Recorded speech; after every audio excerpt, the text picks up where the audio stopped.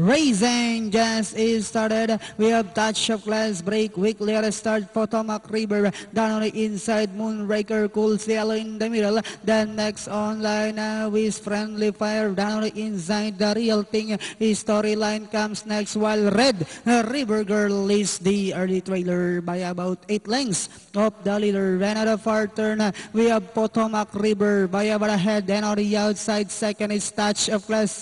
Down into this Friendly Fire. Moonraker comes next. Cool Cielo, The Real Thing. Then next online is storyline, while Red River Girl still racing in less. And they are now entering the home stretch. We have Potomac River by about 6 lengths.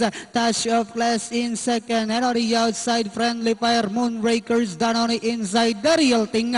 Last 100 meters, we have Potomac River now racing away by about 10 lengths. Followed by Friendly Fire, Moonraker, and finally it's Potomac River. Second, The Real Thing. Then comes Friendly Fire, Moonraker, Touch of Class. May storyline.